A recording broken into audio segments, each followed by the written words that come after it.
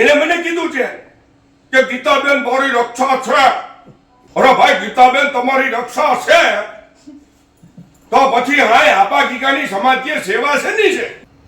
શા માટે ગીતાબેનના જ વિડિયો સત્તાધાર જગ્યાના આવે છે? શા માટે આવે છે? હાય માં બહુતરા રે. કેમ ભાઈ તમારે જ જવું પડે? હે હવે આમાં ટેકા તો કેટલાક દેવા. શા માટે હાલતા ને ચાલતા બંગલા ઉપર બોર્ડો બદલાવો છો? કઈ હું તમને બંગલાની માલિકી કોની છે હું આધાર પુરાવા સાથે કહીશ. અમારી પાસે બધા ચોપડા રેડી છે. અમારી પાસે બધા ચોપડા રેડી છે. શેના ચોપડા? આર્થિક લેવડો દેવડોના પુરાવાઓ આપવામાં આવશે. ત્યાંના ઓટલાનો મહંત એમ કહું કે મયુર મારી રક્ષા છે તો મને આ ભગવો પહેરવાનો કોઈ અધિકાર નથી. નરેન્દ્ર બાપુ તમે 3 મહિનાથી એવિડન્સ એકત્ર કર્યા. કર્યા. કયા પ્રકારના એવિડન્સ છે ને આગામી સમયમાં શું શું હજી સામે આવશે? આવતા દિવસોની અંદર મેં હમણાં ઓલી પેન ડ્રાઈવમાં જોયું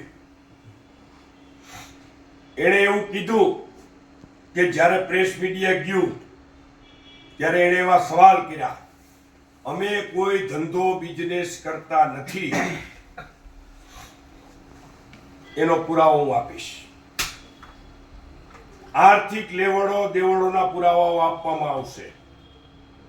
જગ્યાની અંદર ગોટાળાઓ ત્યાં આપણે જાય ને એટલે મને હમણાં કીધું હું ગયો ત્યારે અમારા મહેશભાઈ પૂજારીએ અમારી પાસે બધા ચોપડા રેડી છે. અમારી પાસે બધા ચોપડા રેડી છે. શેના ચોપડા?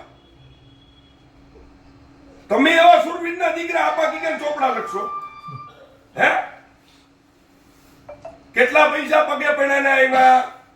કેટલા પૈસા પેટીમાં આવ્યા? 12 ગામ ગયા હતા ને ભેટ પૂજા કેટલી આવી? કેટલા પૈસા ચોપડે જમા લીધા? ચાલો મારી પાસે જે પુરાવાઓ સહિત કહીશ. વ્યભિચાર તમે મને એટલું સમજાવી દો શા માટે ગીતાબેનના જ વિડિયો સત્તાધાર જગ્યાના આવે છે? શા માટે આવે છે? મેં તમને આજે આપ્યો એનો જ છે. જોઈ લ્યો આગળ નિરાયતે. હાય માં બહુતરા રે. કેમ ભાઈ તમારે જ જવું પડે? હે હવે આમાં ટેકા તો કેટલાક દેવા. મેં તો તમને કરી જ દીધું કે આ આક્ષેપ જવાબ એને આપવાના છે યાર. સવાલે હું કરું જવાબ હું આપું આવું કેવી રીતે બને? મેં તો આક્ષેપ કર્યો છે. એને મને કીધું છે ઈ એમ કે મેં આવું નથી કીધું બાપુને નરેન્દ્ર બાપુને. એને મને કીધું છે કે ગીતાબેન મારી રક્ષા છે. અરે ભાઈ ગીતાબેન તમારી રક્ષા છે તો પછી હાય આપા ગીગાની સમાજની સેવા છે ની છે. હું એમ કહું કે ફલાણી બેન ફલાણો ભાઈ ફલાણી વ્યક્તિ મારી રક્ષા કરે મારો ઠાકર. અને એવી છે ની મોતની બીક. એવી છે ની મોતની બીક.